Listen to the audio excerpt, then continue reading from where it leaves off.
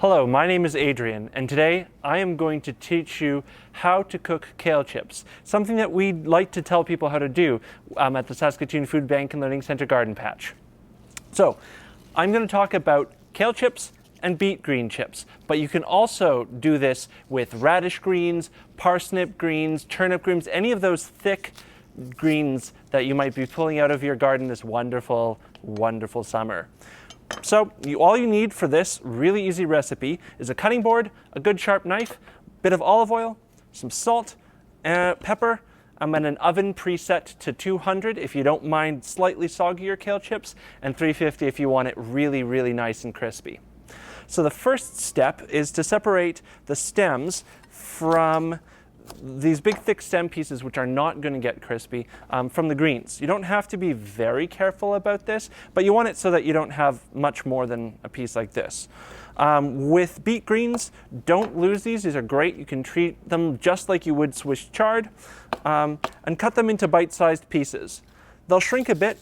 You kind of want something like this, so it's like a potato chip size, right? So I'm just going to do this with a few more just so you get a sense what it looks like. Then, the next step is to get your pan. Baking pan, nice and easy. Spread them out. They're not going to expand or anything, so you just want to make sure that they have a little bit of distance.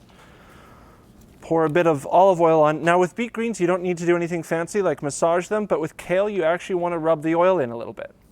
Then that will loosen them and make sure that you get that taste. So you want to actually kind of break it. You're going to hear cracking, and you're going to find that the kale is going to go from gray to a really rich, dark green. And that's a really good tip that you've done it. Now you don't want to mash them, because then you're not going to get any crispness. Now, my favorite thing to do is put a little bit of salt, maybe a little bit of seasoning salt is another option. Just a little bit of pepper, but you could also put basil or curry powder or chili powder or any sort of thing like that just to add a little bit of extra flavor.